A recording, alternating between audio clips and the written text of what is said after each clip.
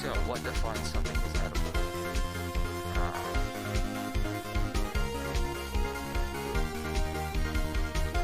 First we have to figure out what is edible, and I think the main thing to look at is, can you ingest, like, can it go in your mouth, and then down here, can it go through the system, no matter what form it's in? So, like,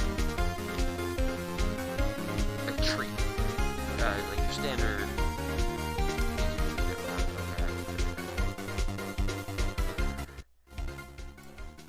I mean, we could just look at the Wikipedia definition, which is actually really smart.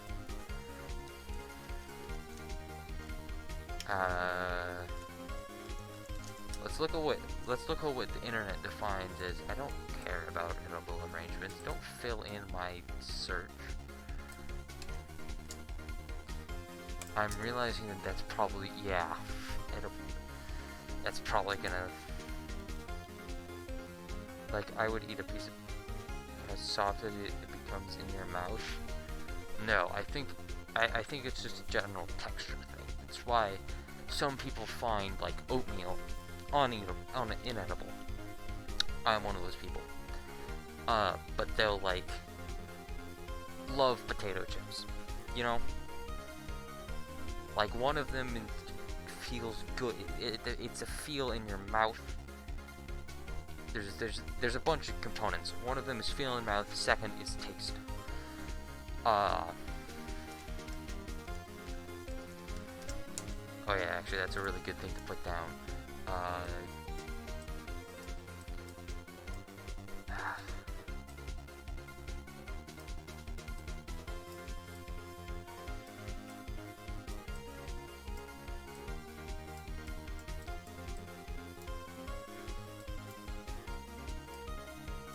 Feel.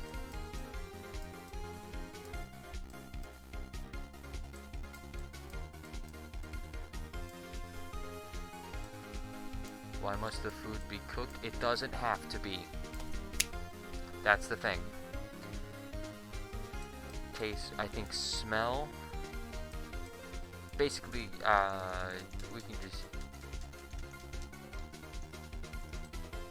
we can the five senses. It has to please a majority of them.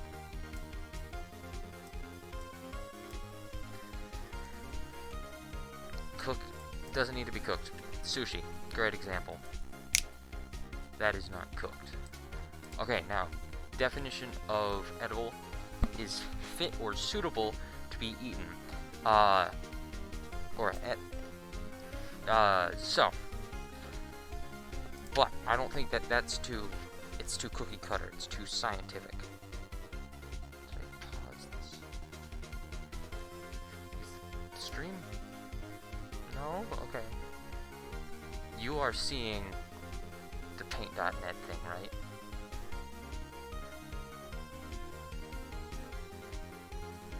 Okay. Now it's working. Okay. So, it does not need to be cooked. It needs to, because the basic definition, too cookie cutter, too scientific. So, it has to please the five senses.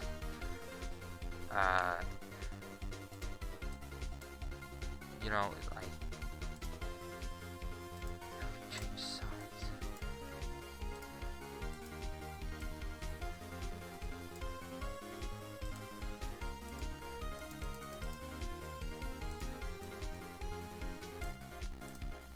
Give me file new. Don't save. Okay, so it has to please the five senses.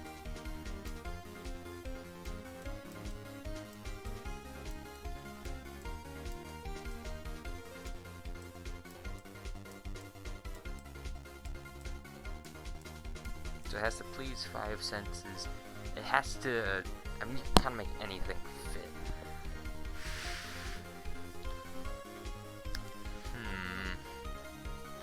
What else would make something edible?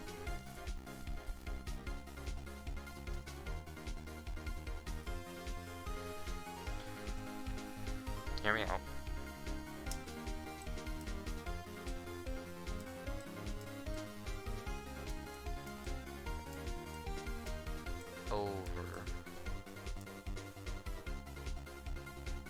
compared to paper? Well, that's what I'm getting to. Because it needs to jump over mental hurdles.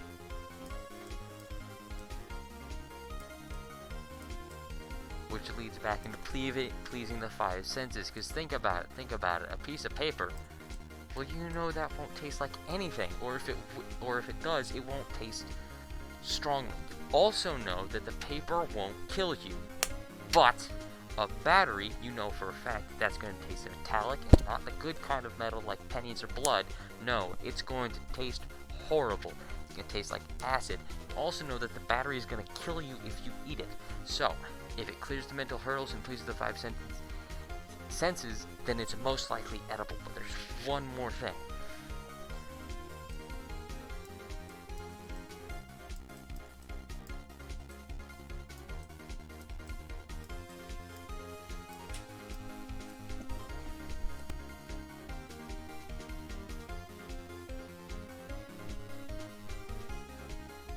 Okay, you have to be able to eat it. What the heck?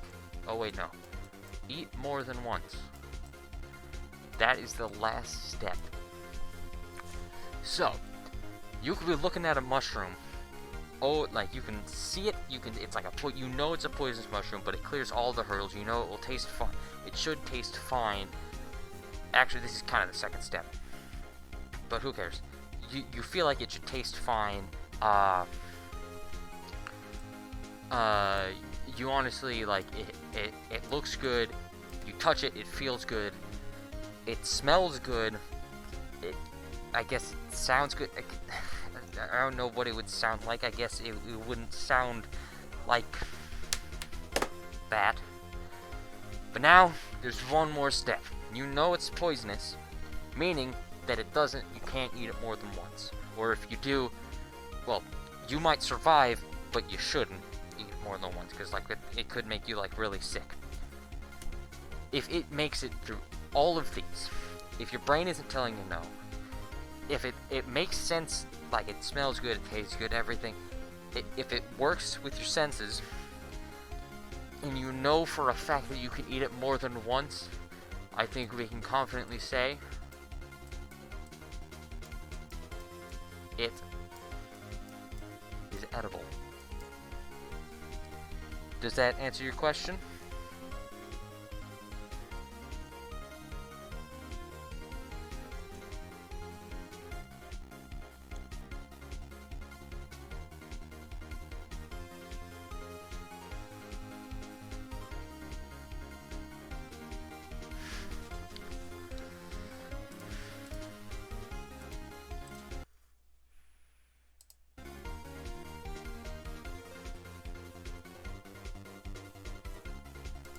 See, that's the thing. That's why you have the other senses and the mental hurdles. If something doesn't smell good, then but you don't know what it tastes like, then you're probably not going to eat it. It feels less edible than something that does smell good. Think about it. If I were to hand you a raw tuna fish, like I caught it fresh out of the ocean, just gutted and cleaned it, or I handed you a well-prepared salmon, which one do you feel is more likely to be edible? What is more edible to you?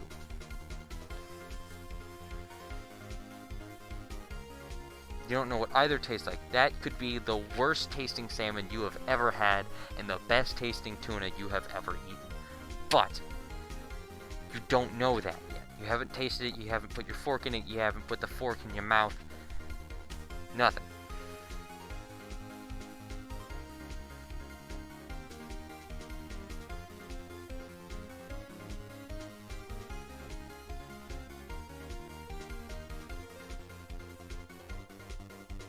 Exactly. The salmon appears more edible because it pleases the five senses. It looks, and because it pleases the five senses, it jumps over a lot of the mental hurdles, and you're pretty sure you can eat it more than once, therefore it seems more edible than the tuna, which you don't know if you can eat it more than once. It probably stinks, and it doesn't look that great, meaning it jumps over less mental hurdles, meaning it doesn't seem as edible. I've done it. Science couldn't do it, not with their stupid definition. Let's look at the definition again. Fit or suitable to be eaten. That is nothing. That is nothing on us.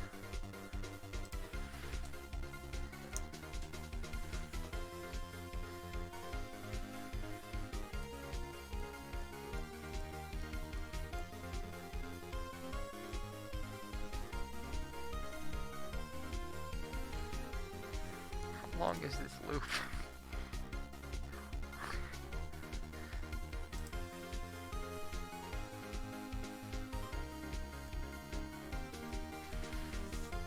Now, does that clear up any fog, or do you need me to explain my hypothesis more?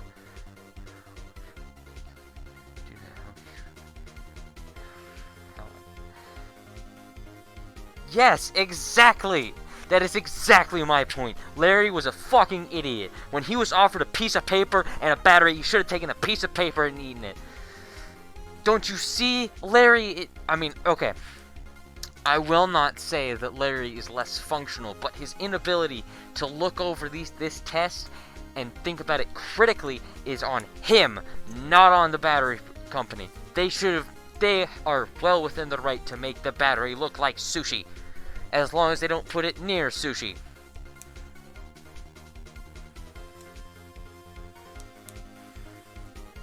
Okay, that's a bad example, but if I pull that, I have this battery right here. It's dead, of course, but there's still lithium in it. Mentally, I know this probably won't taste good. Got no smell, that's a bad sign. It doesn't look particularly appetizing, it has words on it, it's metally sheen. And I know for a fact that I won't be able to eat it more than once, or at least I'm pretty sure. There's no way to know. Yes, exactly.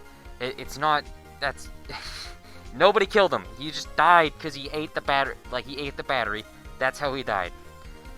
This doesn't pass the edibility test. Now, piece of paper. No smell, but it does at least look somewhat edible. And I know that I can eat it more than once because there isn't anything in it but wood. So, and it feels good. It doesn't feel like it doesn't feel rancid. It doesn't smell. It now seems far more edible than the battery. Yes, but your client, I'm realizing that the cameras, I think we can file this case under involuntary suicide. Do we know if anyone fed the battery? No, but we did prove that it's not on the battery company.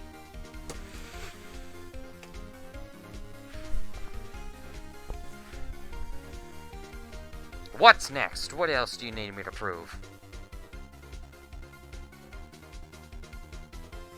Yes, we did it. We answered a question.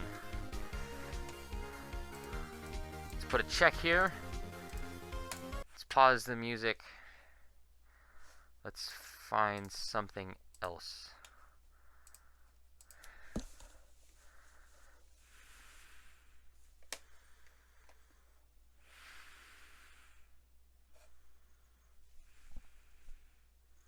What attire would seem menacing to me? This probably has something. No, I know. Okay, hold on. Let me pull up some music. We need something a bit more fitting, I guess. Like, not fitting, but this isn't as intense.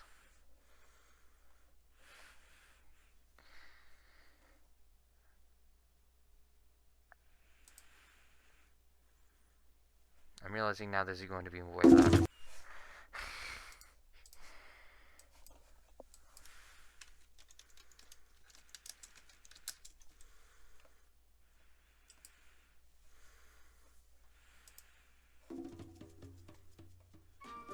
Okay. So, we're gonna open a second thing of paint. So, what defines an outfit being menacing? First, we need to look at general structure of the outfit. So, let's say there needs to be, I don't know how to explain this. It's partially the person. A naturally intimidating person will look intimidating pretty much no matter what they wear.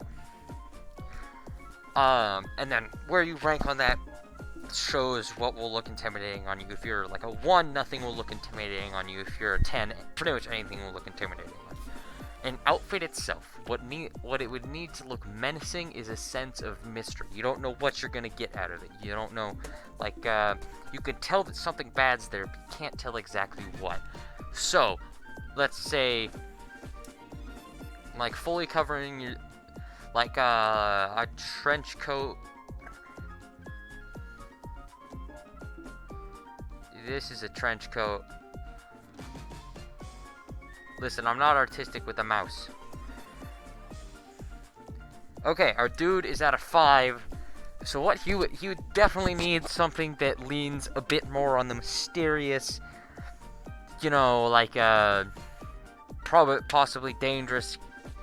You don't know what you're gonna get out of it, and less on the insane scale. You know. So this is our trench coat. What else would he need to add to it? Because, like, obviously a trench coat, like, what the hell is he hiding in there? Well, he needs to also look somewhat prepared for what he's gonna do. So let's say if you were wearing, like, a gas mask. A gas. I called it a gas mask. Ignore that. This looks like a skull, but it won't.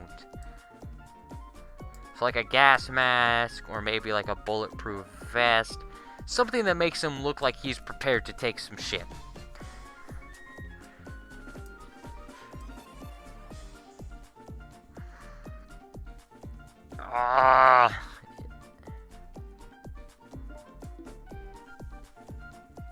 We're still on. Oh, great. I forgot to change the capture. Oops. Change capture. There, done. Okay. So, he needs to look like he's.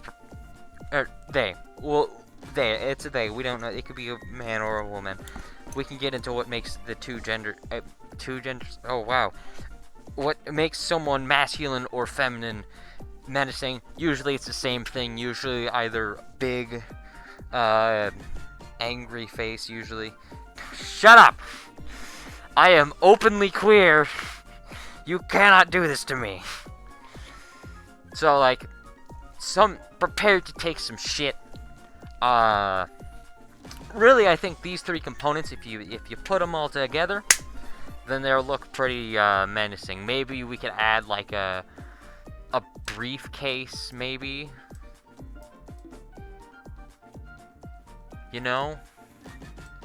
Like what they got in the briefcase. Well, what's in there? What are they doing? You know? And then maybe, I don't know, like some dark pants.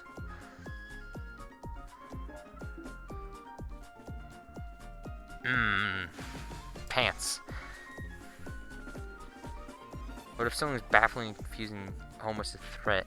See, that's something that we can look at.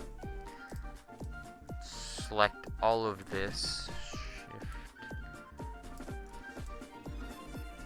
Like we have our. This is like traditionally menacing. I guess, yeah, if you had somebody who is like wearing like an orange t-shirt, and then maybe like a lime green hat.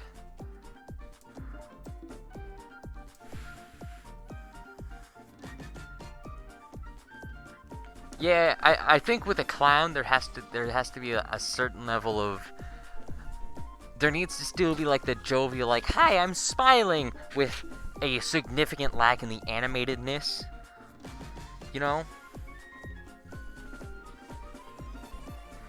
Yeah, like with a clown, it's more about the aura they give off. If I can, where's my mouse cursor? There it is. Okay, and then maybe they've got like some bright pink shorts with like a some blue socks, and maybe like some, I don't know, some deep purple, like a deep purple belt, you know? Like, this insane wackiness, like, you don't know what they're gonna do. Like, it's another level of, like, what the hell are they planning? And there's unpredictability. Like, who the hell dresses like that? No. Why are their socks matching? That's not threatening. These socks are now beige. You see? That unpredictability. Where are they gonna go? What are they gonna do? That is our problem. That is what makes something menacing. That's what makes something a threat. The inability to plan around it. A naked person is very rarely a threat. Well, they're physically not a threat. Mostly because there's a lot of exposed areas that you could very easily hit and punch. There's no protection. So that isn't... I guess it would only be menacing if they weren't actively the threat. Because, like, these two outfits, they're made for somebody who is actively going to be the threat. They're instigators. A naked person is only scary if they are reacting to a situation. Like, if it's like some really buff, burly dude and he comes out screaming, ah! With, like, his dick swinging everywhere. I am so sorry to anybody wearing headphones. I assume you're not wearing headphones. But, like, and he's, like, running out of a building, like, what the hell is coming out of there? What the fuck? We gotta go! If a guy is naked, if a guy that big is naked, if a guy that big is naked, running, screaming like a little girl, what the fuck is coming out of there? That building, that area, whatever it is, the thing I can't see, instantly more threatening. But a naked person on its own, not threatening. Unless that person is Danny DeVito, then the hell yeah, that guy's got a threatening energy. You walk in, it's not threatening, it's just it's pure, it's manpower, you know? It's like, oh, I don't want to mess with that guy.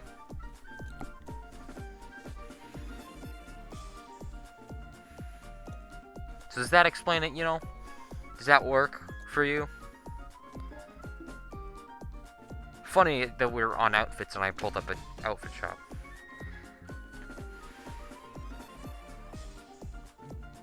An eldritch horror bursting out of somebody's chest, I think would be less menacing and more outright scary. Cause like sudden changes into the vast unknown, that's just scary. Like it's why there's so many movies about like things coming out of the depths of the ocean or the far reaches of space, and they're like these weird or giant beings, and that is scary, but it isn't menacing. Something menacing would be like a Disney villain, you know? Like, you know, like Ursula, like you don't know what the fuck she's gonna do with her voice, Ariel's voice. You just know that some shit is gonna go down and that octopus lady is kicking butt. Yeah. Or like Sephiroth. Sephiroth is menacing. He's not scary. He can be scary, but he's not scary. He's menacing, especially after what you see him do in Nibelheim, or spoilers, at least what you think you see him do in Nibelheim, where it's like, well, he has no fucking morals at all. What the fuck is he going to do? He's just showing up, staring at us, saying lines. He's got a connection to Cloud. Like, that's what makes someone menacing. Meanwhile, things like Tiamat are scary because they're big, they're not human. There's no way that, like, you could see, like a lion. You look at a lion, it might be menacing, but it's not the same menacing. You're not looking at it and going, oh, that's menacing. If you see a lion attack somebody, that's just scary. There's no menacing to it. What would be menacing would be seeing a guy, like, holding a gun as you enter, like, you're entering a club. Yeah, well, yeah, that actually goes around to the other end of Final Fantasy villains. Kefka. Kefka is fucking happy. He's far too happy with what the hell he's doing. He's committing war crimes, and the music stopped. Like, he's committing war crimes, and he's far too okay with it. Just happy. That's why clowns are scary to a lot of people. So too much anger and joy. Pretty menacing. No. I found the explanation. These two things, they're not menacing. They're scary. Extremes are where it's scary. What is menacing is it's like it's not the middle ground, but it's like it's like third place. Like, who are you going to be more menaced by? The guy who is outright yelling and throwing and destroying shit? The guy who is like fighting back against that guy and they're both like angry at each other? Or the guy who's looking like the big guy looking disgruntled at them, not doing anything yet? What's more menacing? Being menacing. Menacing is like the precursor to someone who's scary. Somebody who's menacing now will be scary once they act. Or if they act in a scary way.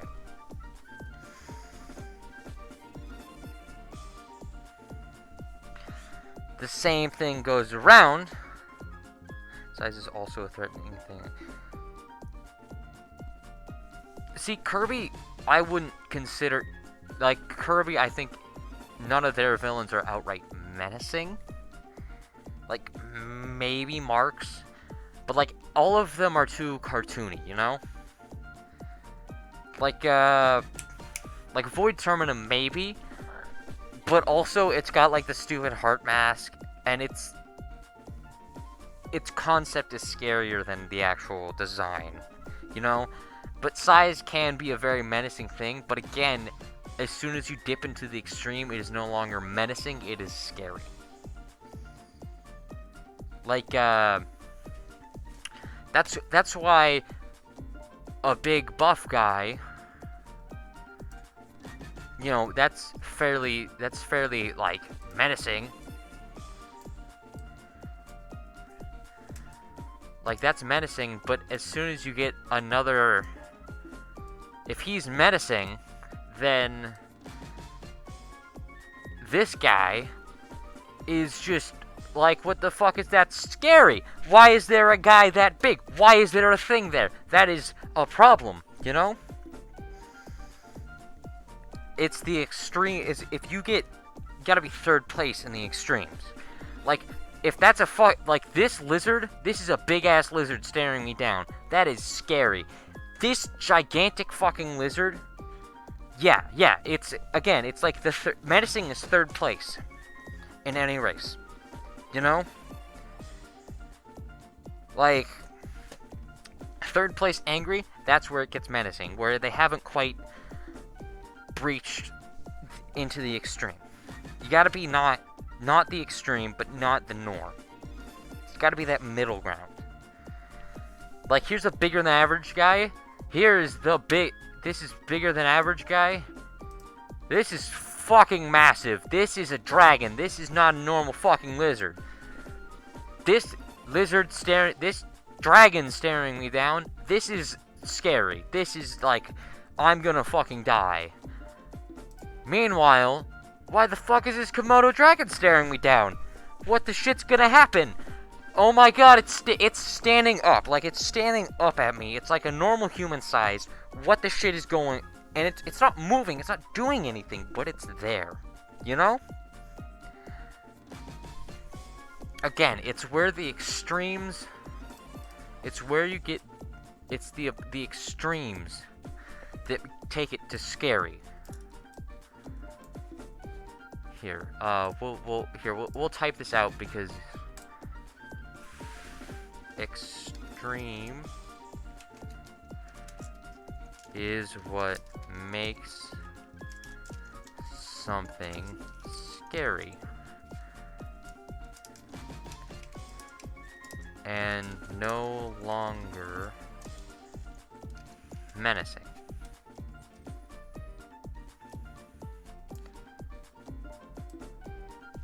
Make sense? Unreactive community. Yeah, exactly.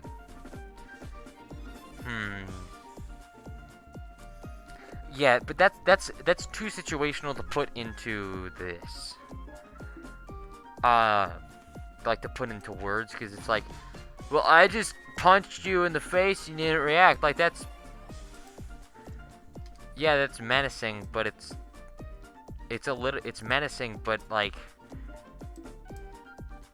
I guess it's a bit more menacing with how little their reaction is. You know, like no reaction, it's like, what the fuck is wrong with you? But if you just get like a head turn or something, like something very slight, like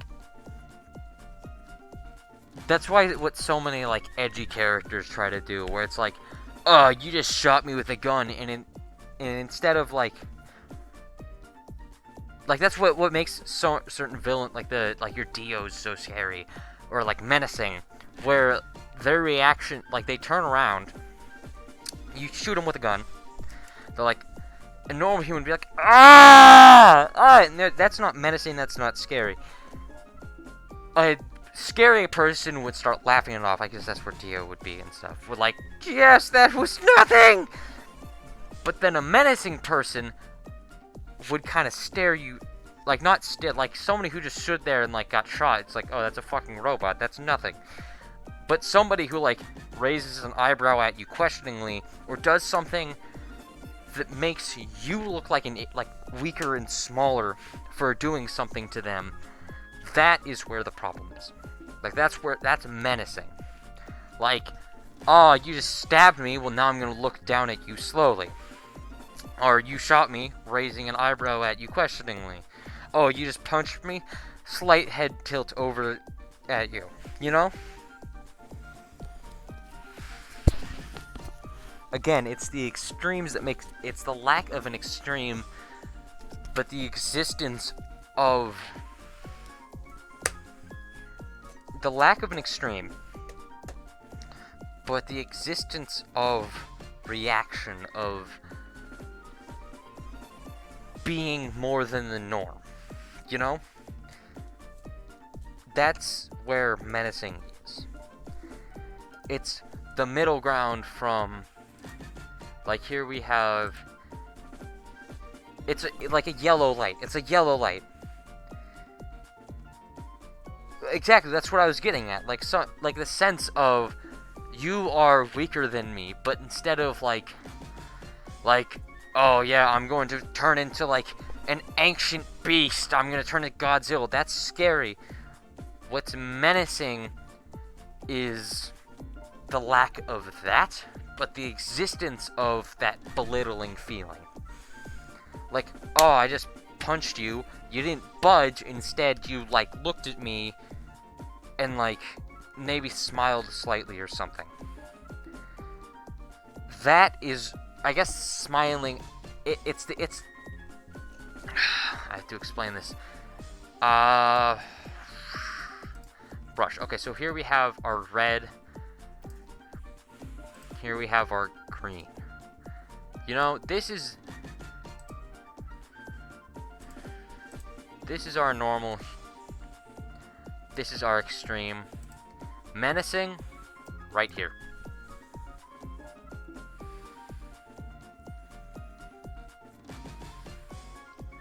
But knowing that you can't... Yeah, exactly. What makes it menacing and not... But that feeling of not, like, being able to do nothing to it can also... Really is... Like, that feeling makes someone feel like they could be anywhere from here to here. But what it needs to get at to be like here is like it's hard to put into words, but I guess it's what makes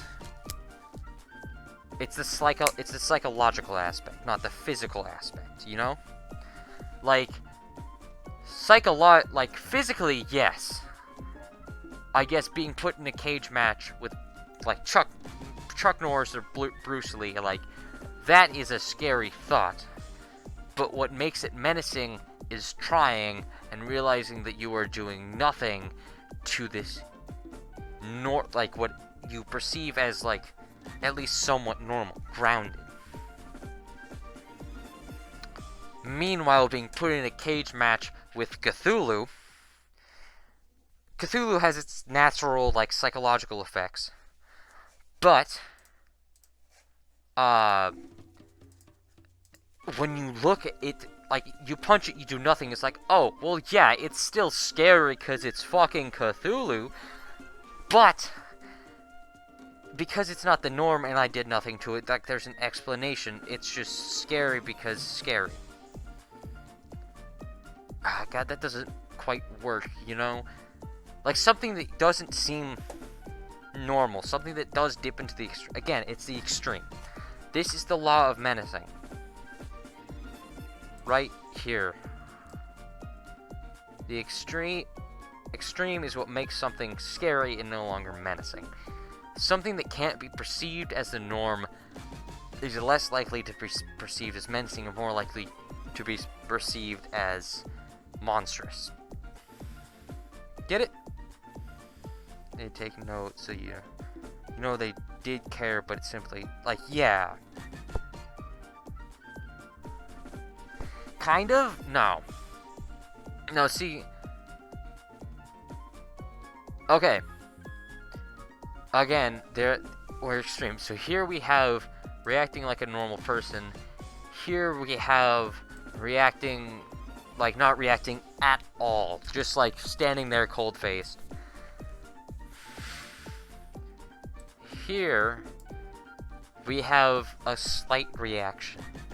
Not to the pain that you should have put them through, but the attempt, you know? Again, it's psychological. It's like, oh, I thought that was just a guy, but no, apparently he's got abs of steel, and I don't want to be it. Apparently he's got abs of steel, what the fuck else does he have? I mean, that's scary, but you can be menacing as long as you weren't, like, too scary. Again, like, once you reach too scary, that's the extreme for being menacing. That's like, you can be menacing up to here, and then you're just scary. You know? Makes sense? I feel like we should explain something a bit more lighthearted. This is getting really serious.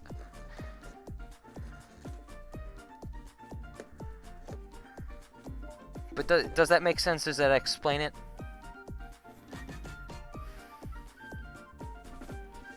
Okay. Let's get to something more lighthearted. Which one of these is it? Okay, that's edible. Done. Alrighty. One last lighthearted thing to explain this stream, and then we'll either do something else or just end off the stream.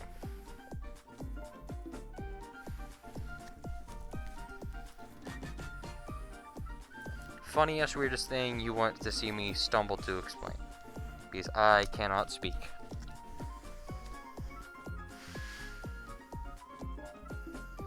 The mask is really warm. It's part of the reason why, but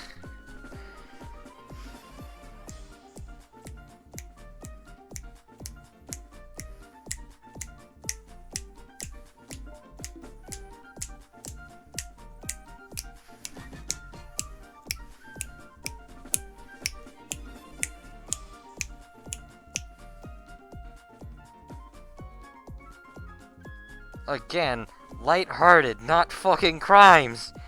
I mean, I get disguising. It depends on the context, but usually not. As long as you aren't lying, like if you aren't outright lying about major things, it is still acceptable. Not telling... Okay, this is going to sound confusing, but not telling the truth is not the same thing as lying in this context, you know? The mask is getting unbearable. You're going to... Oh no, you don't get to see my face.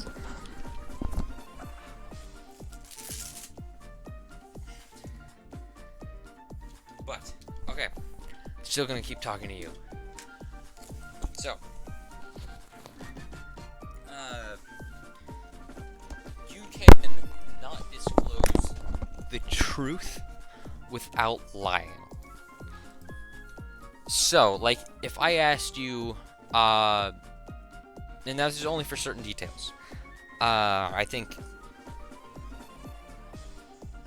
No, it really does depend. That one's too case to case. Because, like, online, you lie all the fuck you want. These people don't need to know that. They shouldn't know that. Don't try to... It shouldn't be something that you're telling them unless you specifically know who they are. But, legal documents... I guess it's not... If I'm looking at it from a legal perspective, bad. If you're signing a deal with the mafia... Okay. I think I will draw this. Okay. Online. Right here. Online is green. When we go... here... we get the mafia. Like signing a deal with the mafia. Here... legal documents, work stuff. If you read through it... Now, these two, I actually... Hold on, let me just do a quick commentary on capitalism. These two are far closer than you may think. But, for argument's sake, we will put a check mark here. It's completely fine and legal. I guess we'll add one more here. We'll make it like this deep red. Then here, this is where it gets a little like the mafia. As long as you aren't telling the entire lie, like as long as you don't lie, you're just like getting out of it. And that's actually why I put these two close. As long as you aren't lying, it's this, as long as you aren't lying, it's fine. So we're just gonna put the circle here. With this, however,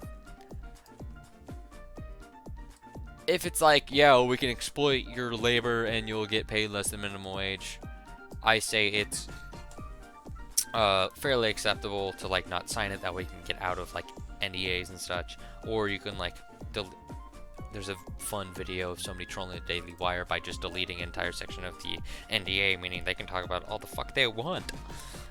And the guy, the Daily Wire signed off on it. But here, this is like, I am taking care of your kid. And like, this is like, you made the contract. You cannot lie on this. If you lie on this, it is not acceptable. Like, if you lie about your identity or qualifications on this, it is not acceptable. Stuff like becoming a doctor or a lawyer or like anything medical, the stuff that you need to like go to a bunch of school for, or that it's like highly dangerous, or usually anything that puts other people's lives in your hands. That is where it is completely unacceptable to lie. That explain it? That work for you?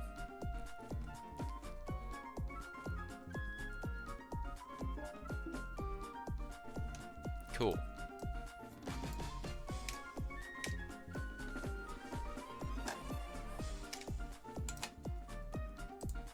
Okay. Something more lighthearted. Please. Yes, they have. Something a bit less valuable. Something that won't make me to blame for any illegal shit that you do. Because it already sounds like you are planning something.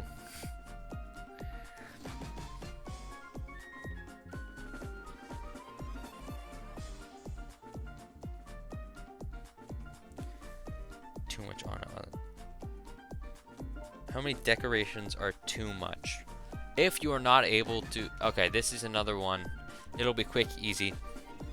If you are not able to add to the function of the desk, so like if you want to add a second monitor, but there's nothing that you can get rid of or move, and you don't want to put an overhead monitor because that'll like crank your neck, that's where it's too much. If you sacrifice the addition of function for the glorification of form, it's too much. You need to scale it back. I actually recently cleaned my desk because it was a lot like that.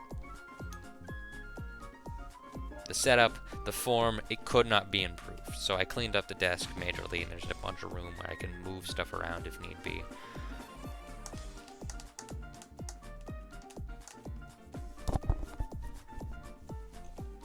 That work for you? So if more cannot be fit on it, then it's unacceptable. No, kind of, but if you can fit more form on it, not unacceptable. If you cannot fit any more function on it for expansion, that's where it's unacceptable. Pretty much, function is pretty much future function is more important than current form. Well, we have answered a bunch of questions, so yeah, I think this is where we'll end stream. You too.